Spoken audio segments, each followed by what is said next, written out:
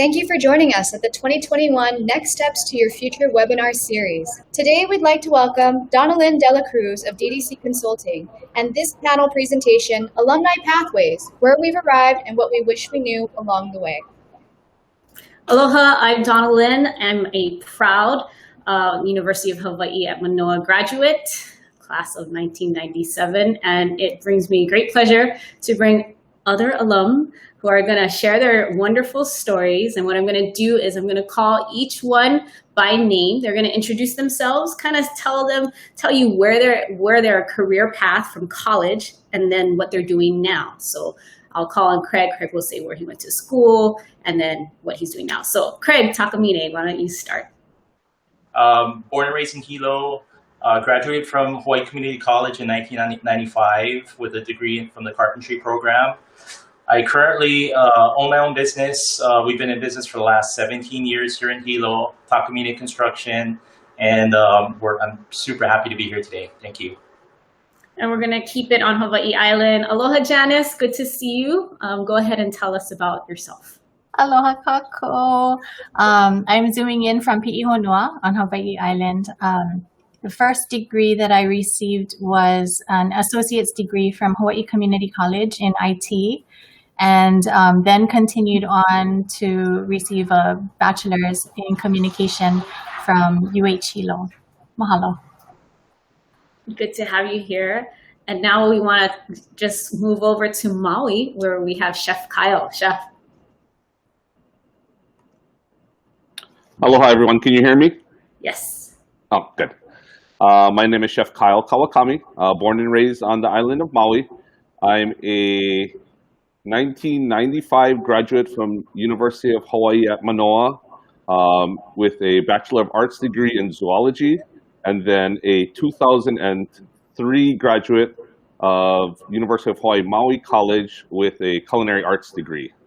And I'm currently the chef and owner of Maui Fresh Treatery food truck here on Maui. We've been operating for approximately 8 years here on island.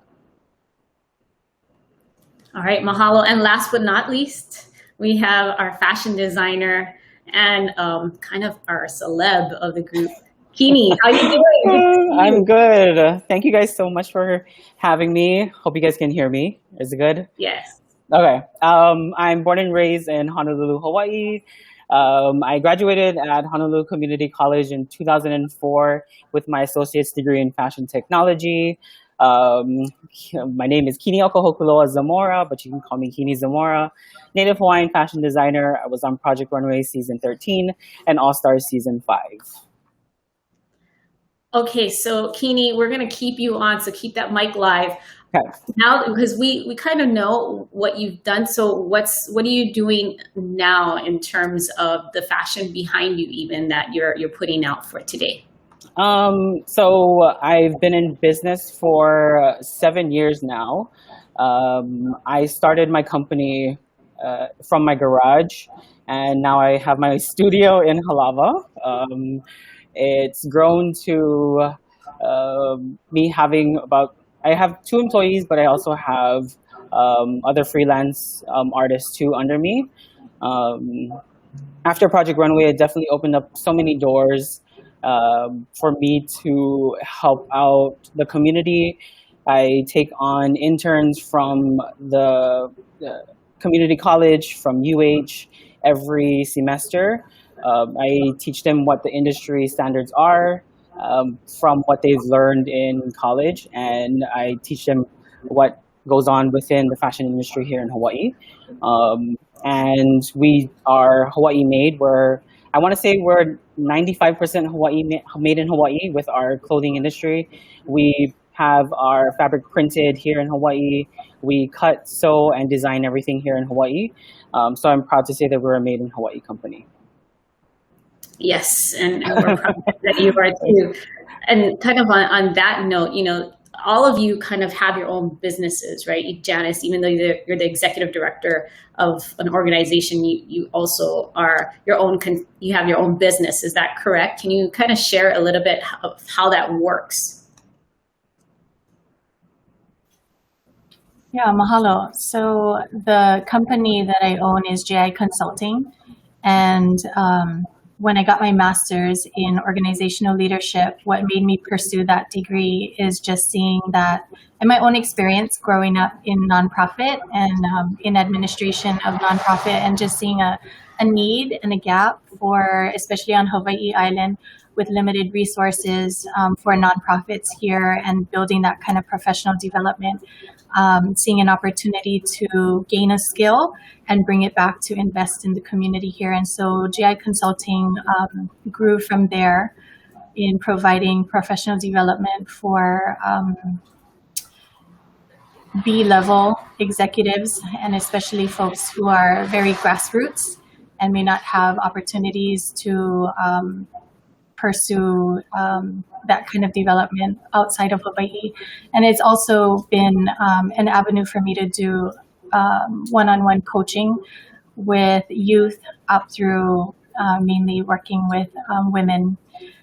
And through that, I'm able to serve in the role as executive director of Vibrant Hawaii, which is an emerging nonprofit on Hawaii Island.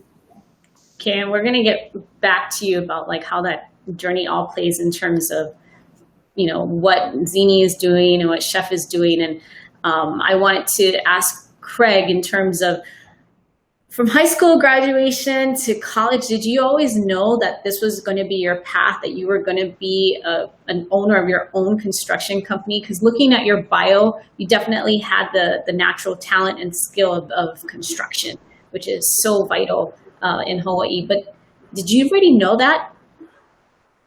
Honestly, no. You know, the carpentry field was like the last thing on my list out of 14 different, professions. And I kind of went down the list and crossed everyone off, and it was the last thing. And I was like, you know what? I'm going to try this program for 2 years. And, if it doesn't work out, Hawai'i Community College carpentry program is very famous for building one home every year. And so I thought, it's a 2-year program. I can try it out, and at the end of the day, the worst thing is I'll know how to build my own house. So I went through the program. I had 0 skills. I got, on the first day of class, they gave us like a test to see where you're at, and I had like 0 out of 100. But after 2 years, I had enough skills where I could go into the field and get a job and work my butt off and do whatever I could to get to the point where we're at, right now. So, but yeah, to answer your question, I had no idea that I would be doing this. So Chef, did you know that when you're studying zoology, that was your pathway? And I mean, I don't want to joke about it, like you kind of know what you're cooking, right, in a way, but how did that pair up? That's a long, can you hear me?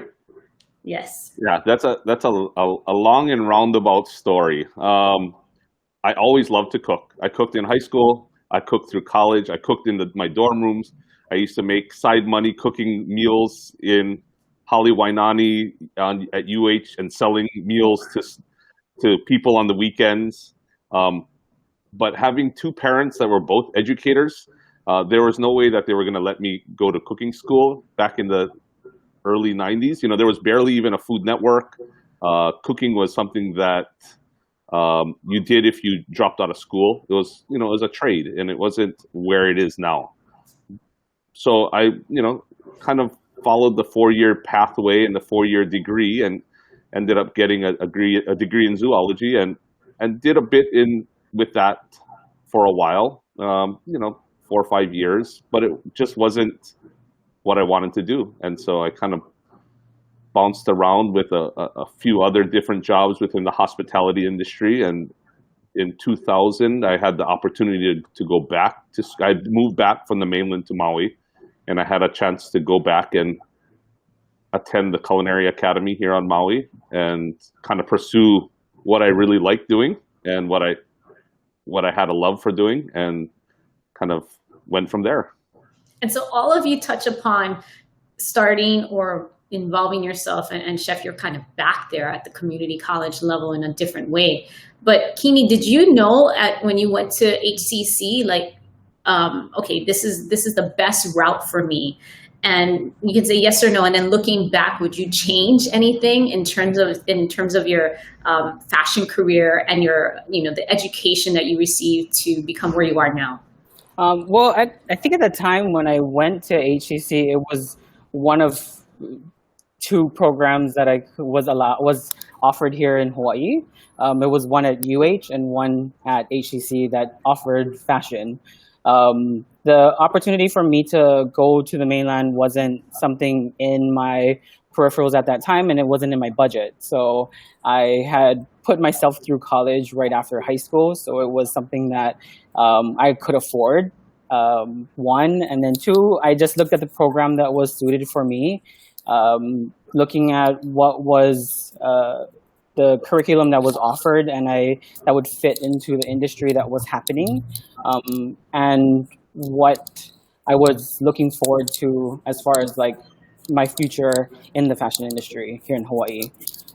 After going through the program, I realized I did love going to HCC or the community college because I went to the Fashion Institute of Technology in New York for about a year.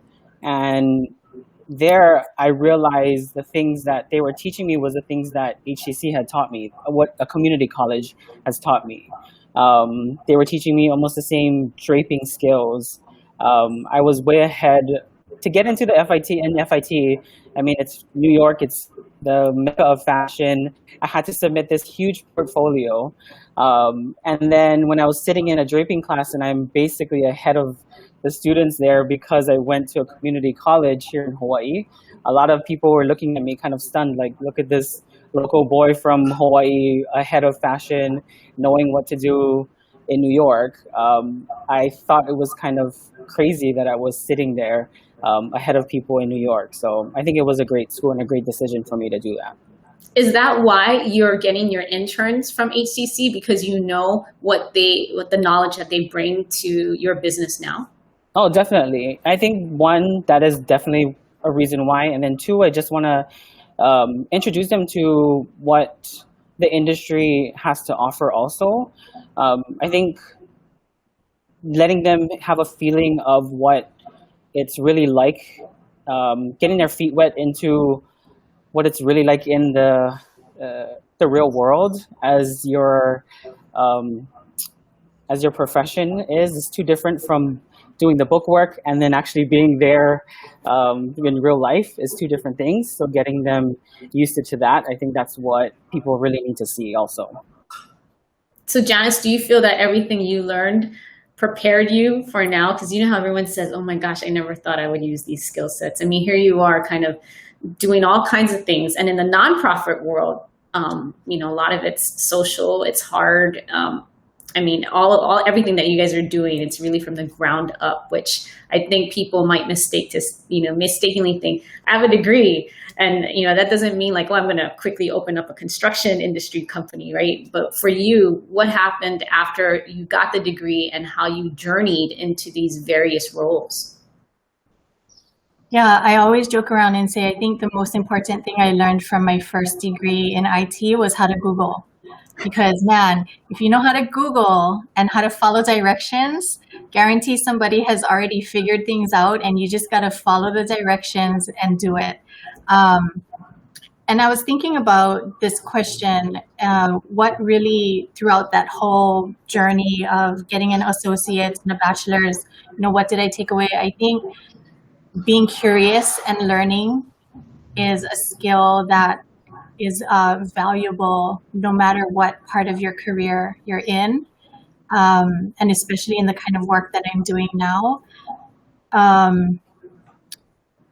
Being open to learning from a lot of different people, staying curious. I think there's an element as we look at incubating and scaling and innovating and so much of that work, there is a comfort level of not knowing and being okay to fail along the way. Mm-hmm. There's also in community work and in working with a lot of diverse communities, a strength that you build up of showing up even when you're a little bit scared. And I think that's a muscle that definitely was developed in that journey of higher education, going to new classes, being engaged in different groups, and the whole time being a little bit scared and being a little bit nervous, but showing up and learning how to show up in that state were all really important things outside of the actual content. Did you struggle financially, for those who are listening and wondering, well, I'm not really sure how I'm going to make it work? You know, Kini kind of mentioned how it was more affordable to start off at a community college. How about you? Did you find yourself, in addition to trying to fit in and make your way from the educational route, but that personal, like, how am I going to pay for this? Did that cross your mind? Yeah, I was so fortunate to have gone to school a lot in that phase of, you know, I had OHA, I had, what was that called? Alulike scholarship was like my very first one. And then there was through Ahapunana a scholarship called Lamaku. And I, you know, there were Native Hawaiian scholarships. There were a lot of opportunities that were afforded for folks like myself who really wanted to make it happen. And I would just say that, yes, there was no way I could pay for it out of pocket. But if you are, if you really want to go to school, there are ways to make it happen. I can also say that pretty much my whole, from my associates to my bachelor's to my master's, that entire time it was working full time, going to school full time, being a mom full time. And it's a lot of work, but if you have a goal, you can make it happen. Okay, so I want to talk to Kyle about something you said, because I think some of those who are now entering into higher education, and now that you're a dad, the pressure from your parents to do something else. Your heart maybe had been wanting to go into, you know, culinary arts, but you took another route to maybe please your parents, I think is what you hinted at. Looking back, would you have changed that? Would you have changed anything? Yes, most definitely. I think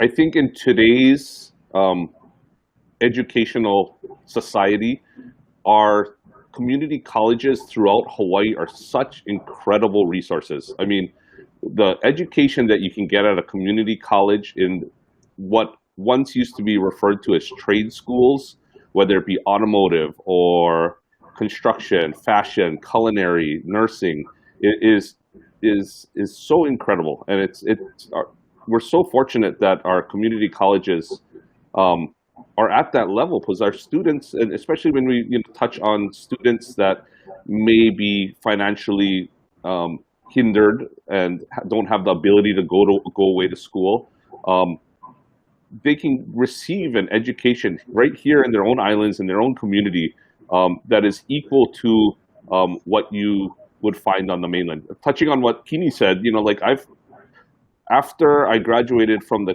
culinary arts program, I actually taught for 10 years. So I was an instructor at the Maui Community College for 10 years in the culinary arts program. And I would go away to school over the summer, go away to take continuing education classes at places like the CIA. And, you know, the CIA is charging $50,000 a year. And I would, you know, go in and see what they're teaching. And it's the exact same thing that we're teaching our students in the culinary program here on Maui for $2,000 a year. And, you know, it's such an incredible resource to follow your heart and follow what you want to do. And the opportunities here within our community are incredible. Craig, I see you nodding your head. Was there anything that you wanted to add to that? Well, you know, I'm not sure if I'm correct, but from what I understand, Hawaii Community College is the only college in the nation that actually goes through the process of building a home from scratch. You know, so for kids here to have that opportunity, it's such an amazing opportunity. Like, you know, for us, we had about 16 people in our class. So it's like basically 16 people that had to come together as a team to make sure this project was completed successfully before the end of the semester or at the end of a year, right? So, you know, what that taught me was, like, you know, how to work with different individuals, come together with a common goal and be successful, you So if I didn't have that experience, I don't know if I would be able to handle certain situations that I have to handle today.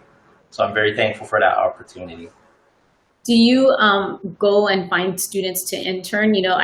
When pre-COVID, when I would go, to Hawaii Island, I'd see a lot of construction, folks working over there. So are you trying to fill that gap of employment and for construction jobs? I mean, that's kind of a big task on you, but then you run a company, you need employees. So how are you filling that gap? Well, primarily through the community college. I mean, they're a great resource. The good thing is, we can touch base with students in their first year. If they're willing to come to work during their first year of summer, we can see how they are, how they handle the job site, and then as they get close to graduating, we can connect with them and provide potential work opportunities. And we've hired many students. I would say we've hired probably over 10 students over the past years, and a lot of them are very successful, even within our company, or they've moved on and they've gotten contractors licenses, or they moved on to different companies. But for a lot of them, we still keep in touch, and I always say that community college is the best resource to get folks that are hungry to work. Yes. And good luck with finding them, because I think what we want to encourage, right, there's a lot of folks to see that there are working opportunities, even like Janice said, as you're going to school. It doesn't mean that you can't explore work during the same time. So Kini, kind of looking at your journey, and I know that all of you have this kind of this connection with community colleges, with the University of Hawaii, and like you've all expressed, I mean, there's top-notch education that you can find here. So what's the best thing about that journey for you when you look back and you think, so it just makes me smile to think like I did that? I think the one thing I can take away from the journey of going through community college is the networking and the camaraderie, I guess, and seeing where my fellow classmates has gone also. We didn't realize at that point is we were gonna be the next generation in the industry. And we were the ones that's gonna we were the ones that's gonna be the next generation of fashion. At that time in 2004 when I graduated, the fashion industry was dwindling away, or it wasn't existent at that time, and it was trying to be revived. And to what it is today, it's kind of been like a thing where it's a whole nother ball game with technology and what it is. So just looking back at where our class has gone, and the people that I've still in contact with till today that I can call upon, I think that's the best part that I can think about, is going back and seeing all of them, and where we're at now. Janice, do you have those types of networking experiences too? Yeah, that's exactly what I was thinking about. I think when you first go to school, you're focused on, getting a good degree so you can get a good job, so you can make a good income, and you're focused a lot, and especially when I think about myself being younger, that financial capital, but kind of oblivious to that other investment that's inherent within that journey of higher education, which is the investment in your social capital and in building that social network.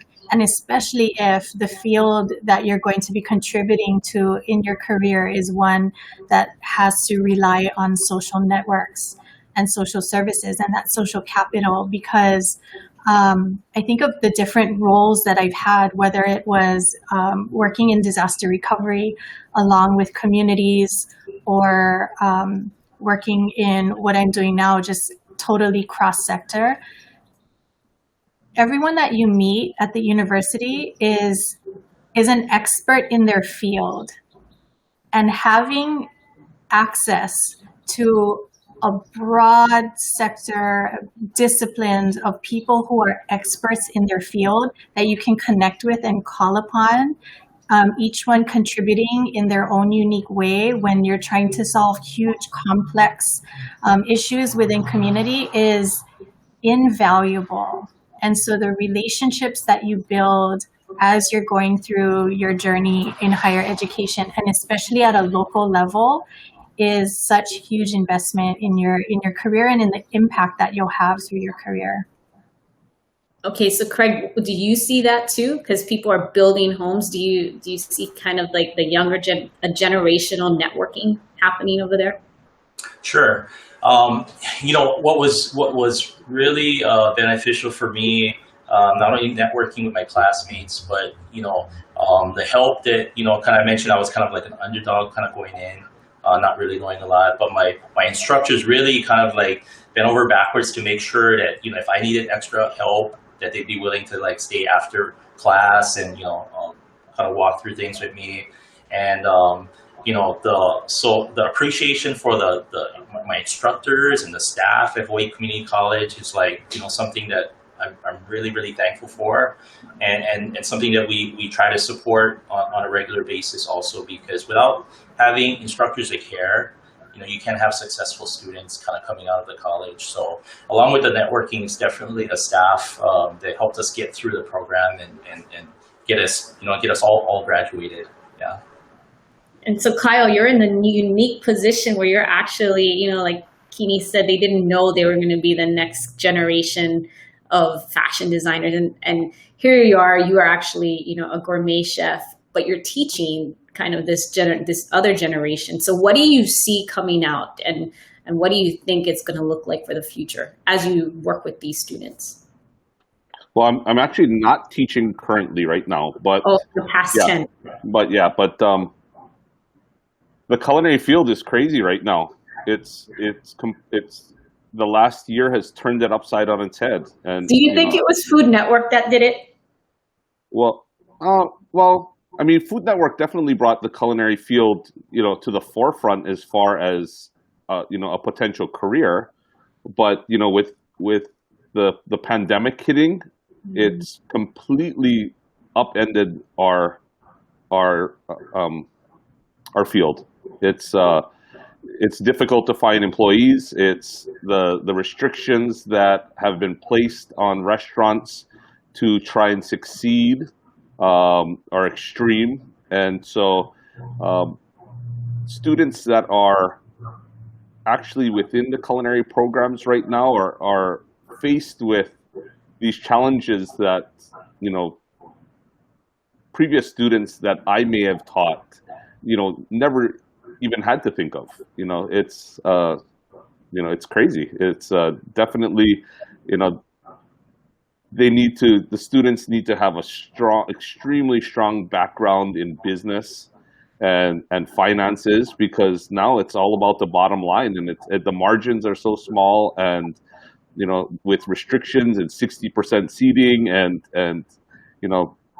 and increasing food costs and shipping costs, and I'm sure Craig can probably vouch for the madness that's going on with building expenses and building costs right now, and food is the same thing right now. So that these students are definitely faced with more challenges than we were faced with especially when I graduated. When I graduated, or when I was teaching students, it was cooking and finding a job when you got out. Yeah. And now it's a lot more challenging, because the students need to be a lot smarter and a lot more akamai in terms of how they run a business and what they're doing. So what does the normal day look like for you? Because when you read your bio, you're thinking, you just imagine the food, right? That's coming out. But what's the day like? It doesn't always start that way. You talked about the business side. So can you share a little bit about that? Well, because I run a food truck, my day is a little different than others, and I'm fortunate in that the food truck is my restaurant, and it's mobile, so it's always with me, and it's right outside the door. If I open up the window behind me, you'd see it sitting right back in my driveway, and so it's always there. So but it's as a small business owner and in the culinary field, it's never ending. It's a 24-hour. It feels like it's a 24-hour job. I never leave work, and work is always with me. And especially over the past year, it's been super challenging because we've had to use that keyword pivot and pivot our business and change the way we do business and change the way we approach our customers and the type of food we serve. And so that's been a big challenge. So, Kini, what does your day look like? And I'm sure that all of us has had to pivot, and even for these high school students, right? They never got to experience kind of what we did. So they're looking at colleges now and thinking, geez, what's it like? I mean, I think people may have the misconception in your world, Kini, because it is fabulous and glamorous, but what is it really like?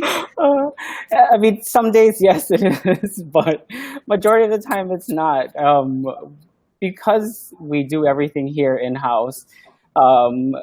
And some days, yes, we are doing fittings for our fashion show, and we're at a show, and we show the glamorous life of doing and designing, and that's what we do every day. But the grunt of the work is sitting at a sewing machine. But that's my happy place, is sitting at a sewing machine and sewing and creating, cutting, and that's the day-to-day things that we do, is creating every single day. I like to say that I get to come to my studio, I get to come to my place, and I get to create every single day. I'm fortunate to say that I don't go to work. I get to create and come to my studio. I force myself not to say that I go to work. I come to my studio. I get to create every day.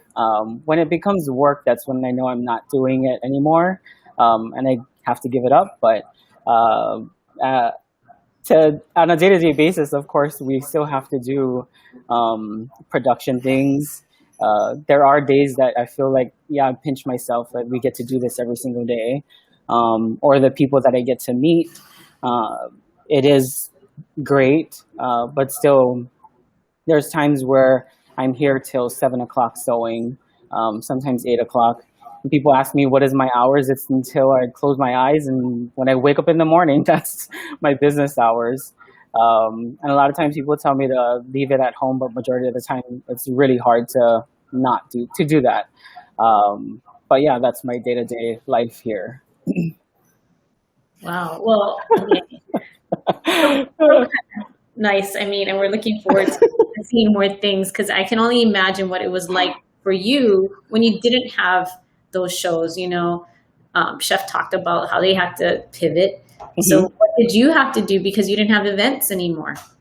Well, a lot of the things that we did was we couldn't have our shop to have customers come in.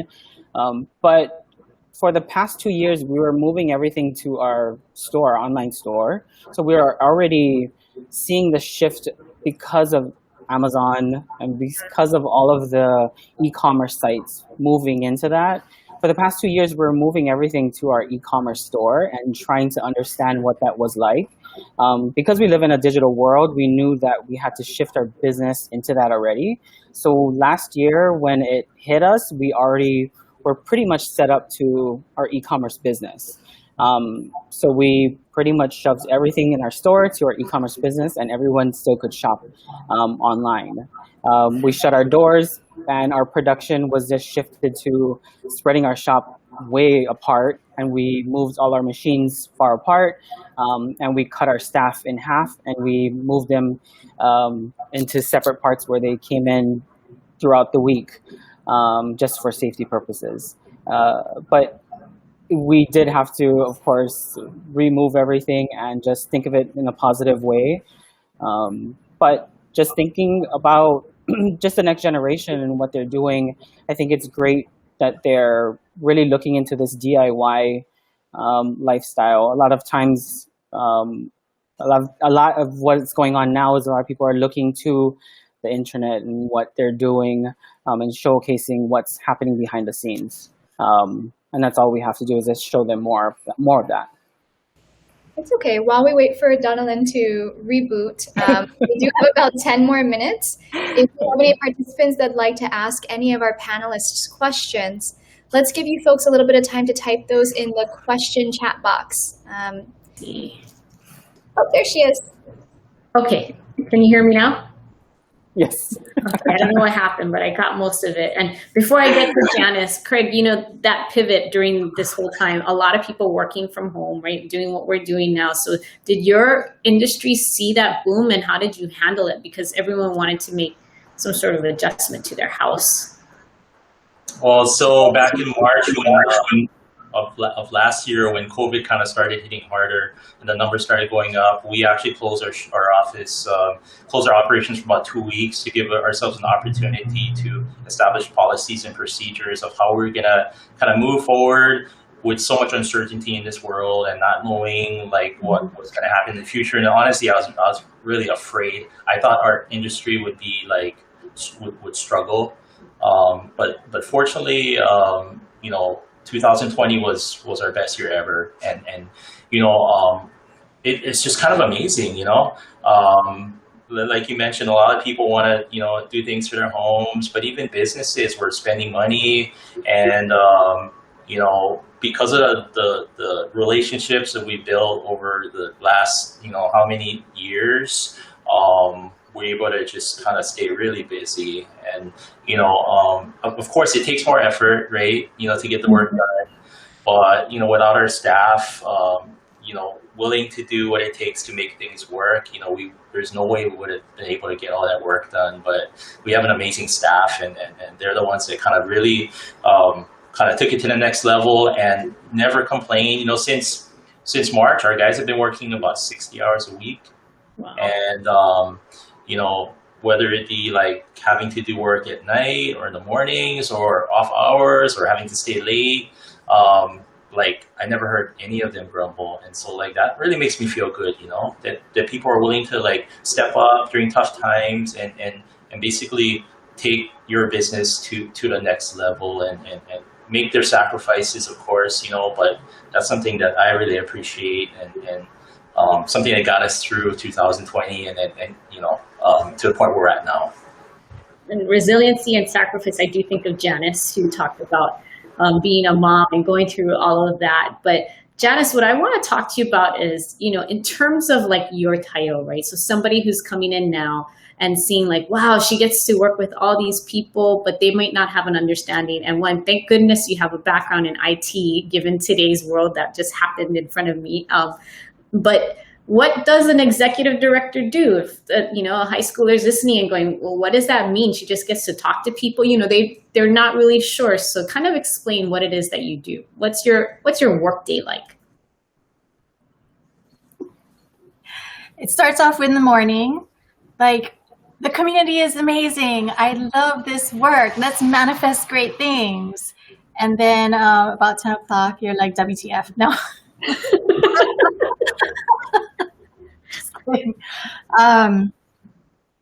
When we talk about leadership, I think that's really, there's of course the administrative side of budgets and cash flow and things like that.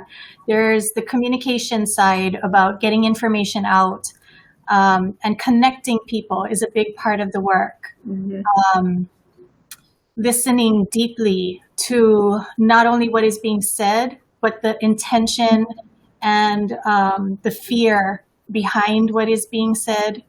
Looking for opportunities for everyone to be able to unleash their greatness is a lot of the work that an executive director would do. Raising other people up,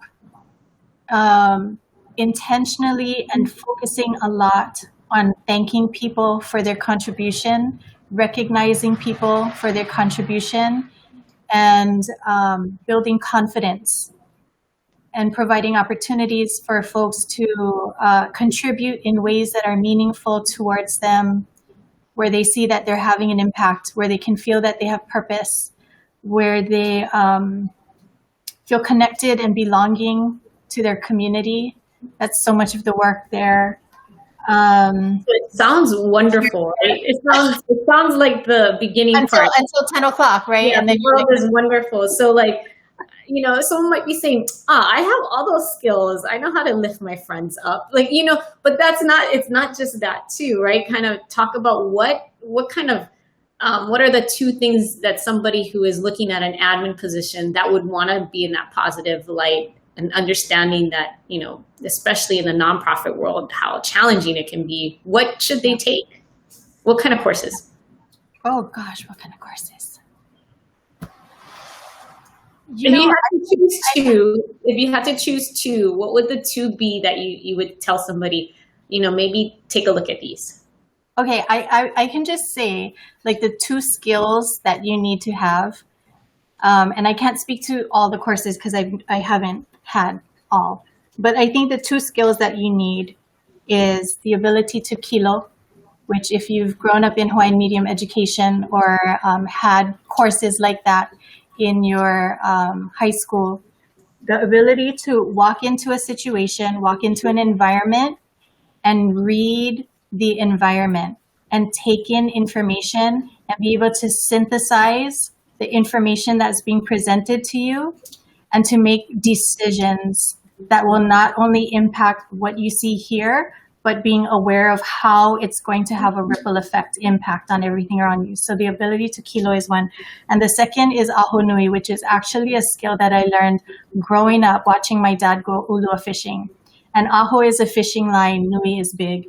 And that skill of having that kind of patience, that hopeful anticipation of what you might catch, what the outcome could be if you keep going out and you keep trying. Because one thing I can say about this work, there will be a lot of days where come 4:30, you're like, I quit. This is not. How am I going to feed 4,000 kids when I can't even find paper bags to put the food in? There's no source. We no more tuna. I mean, every day there's something of no can, but you got to figure out how can we do this? Because I believe in our community and I believe in this work, and I know it's important for us to find a solution. So I think those two skills in this work of community engagement, community impact are super necessary. No, those are great answers. So Kyle, I saw you nodding your head. What if someone's looking at culinary right now and they're just thinking, okay, if you're a Wahoo 8, KCC's got the good ones, so getting their foot in the door. But what other skill sets should they also be taking a look at? I think if I could go back in time, even if I had maybe switched gears and instead of doing zoology, maybe taken more business classes, because it's always the dream, especially in culinary. Everybody wants to own their own restaurant. Like, I want to be a chef and I want to own my own restaurant. I want to open up my own restaurant. I want to have my own standalone, business. But cooking is just a small little portion. It's just the tip of the iceberg that people see.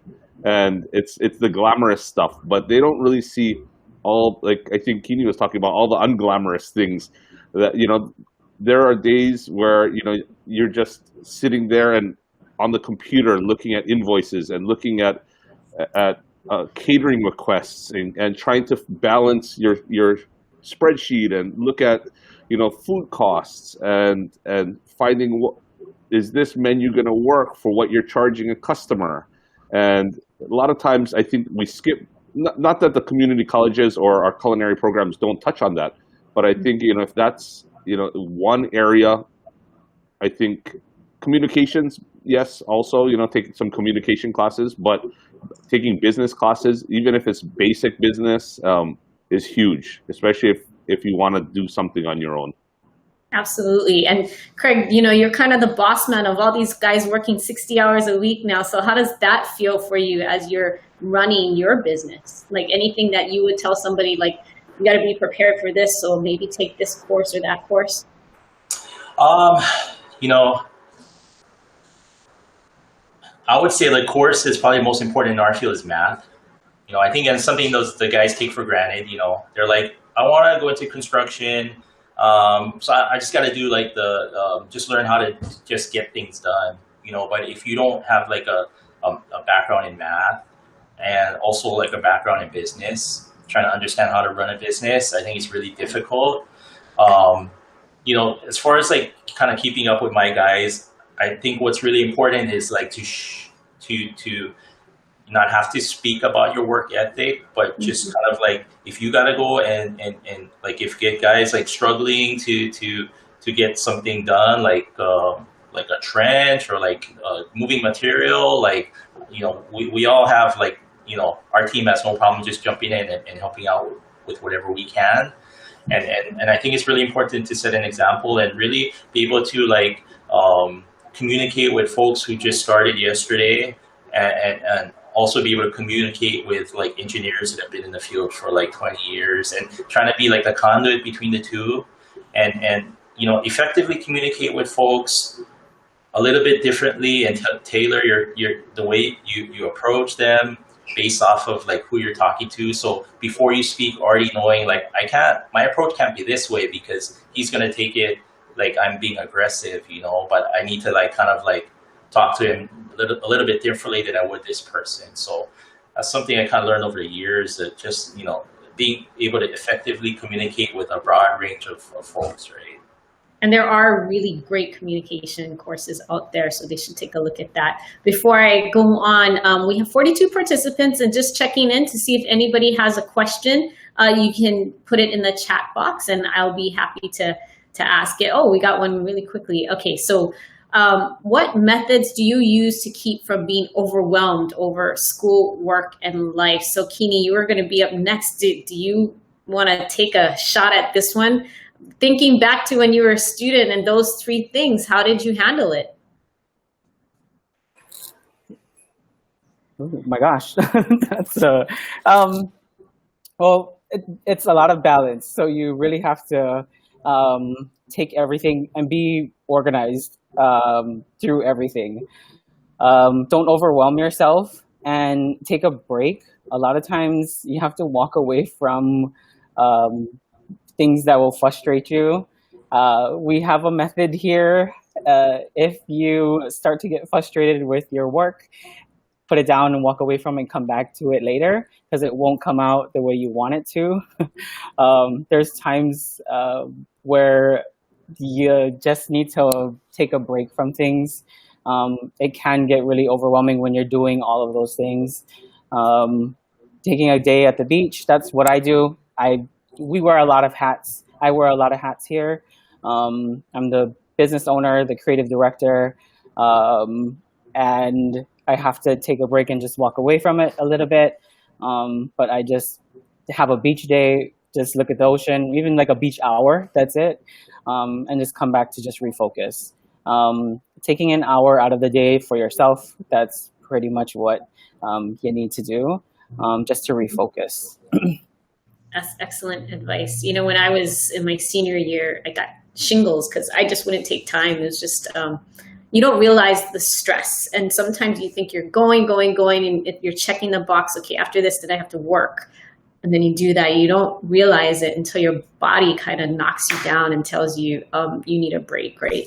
Janice, you probably have had to balance all kinds of things with this. And then in the work that you do, sometimes it's, 24 hours you have to be there, especially, kind of in your career, what you've done when there's these emergencies happening. How do you find the time to balance all of that? I think one thing I can say, I think being overwhelmed, so much of it happens up in your mind. And so if you can be aware of that and train your mind to have a long perspective. And what I mean by that is I'm thinking about the semester of school. If you know it's 16 weeks, train your mind to understand this pressure is temporary. It's going to end in 16 weeks. I'm going to give it my all. I'm going to change my lifestyle for this 16 weeks, which may mean I take Facebook app off my phone for 16 weeks. There were things that when I was, like I said, going to school full-time, working full-time, doing all of this stuff, my lifestyle had to change. There were times I didn't watch TV because that's what it meant to have to focus on what is most important at that time. And I think having that long range perspective, and in those pressure cooker moments, knowing this is a period. This is a season. This is a 24 hours. This is the week of finals, whatever it is, but knowing it's temporary and then we'll get through it.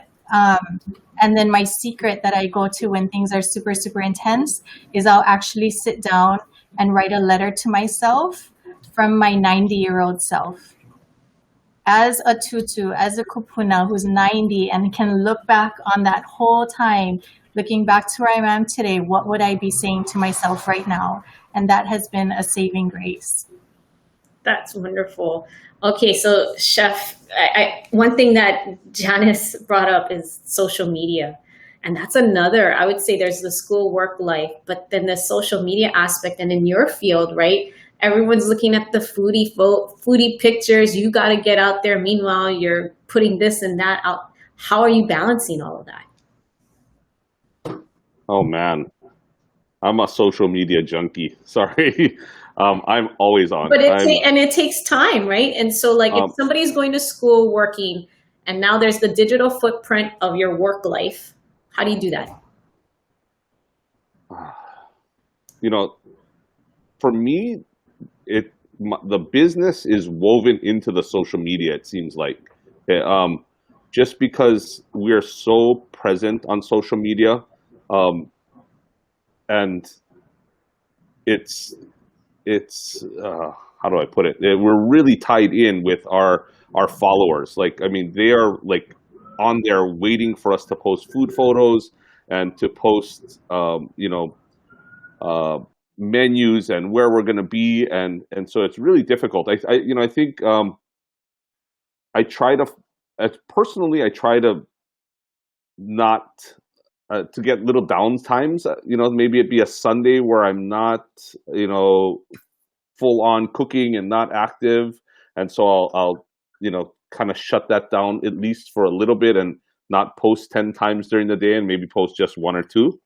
But it's hard. It's, social media is so powerful, especially in culinary. I mean, the tool is incredible. When I first started 8 years ago, I was like, I'm not going to do social media. And then it was like, okay, somebody's like, you need to go on Facebook. And I was like, okay, I'll do Facebook.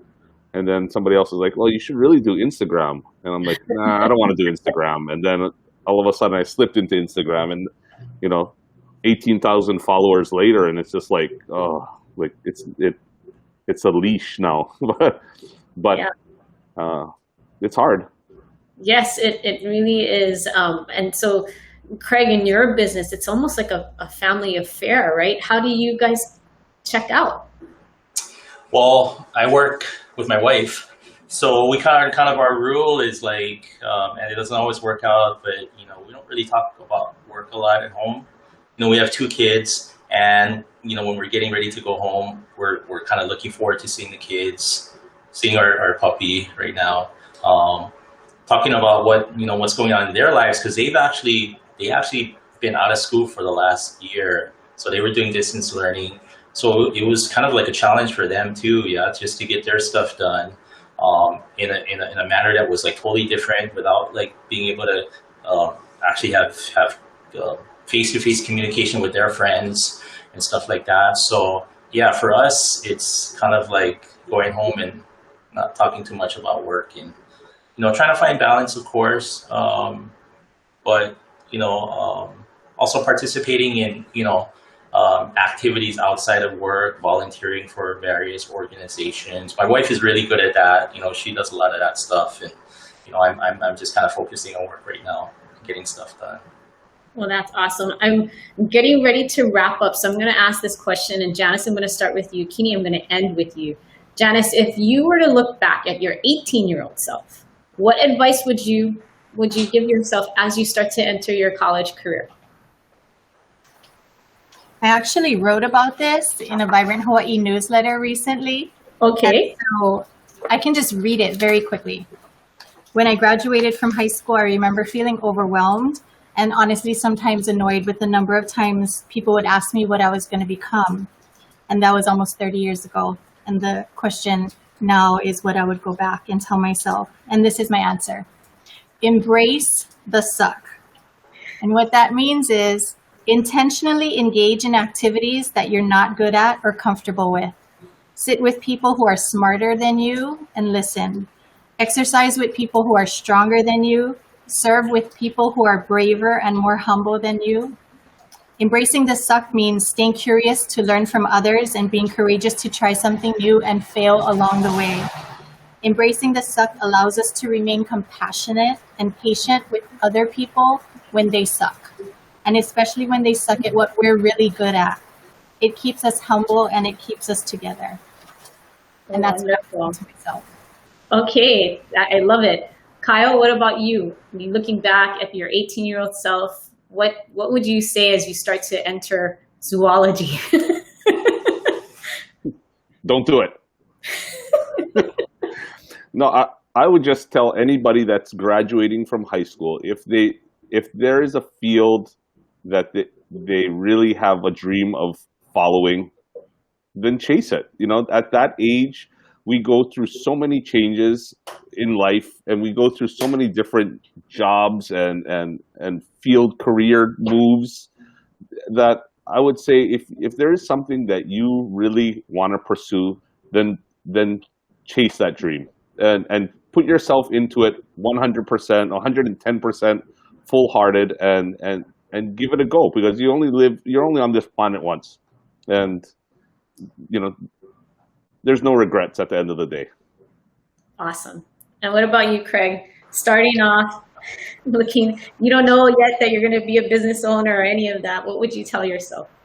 I totally agree with Janice and Kyle, and it's just to continue to work as hard as you can, because if you really believe in something and you really work hard at it, like you can get anything done.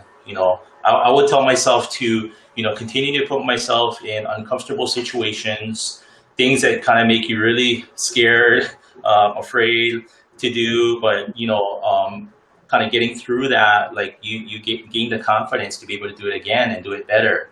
So I've always told myself over the years, and I tell my kids this: put yourself in uncomfortable situations, and you never know what's going to happen, afterwards, right? You can only grow from it. So. Absolutely. All right, Kini. I know you've been thinking, listening to everybody. I know you can't say what she said and what they said. How can you end with Janice is amazing speech that she wrote?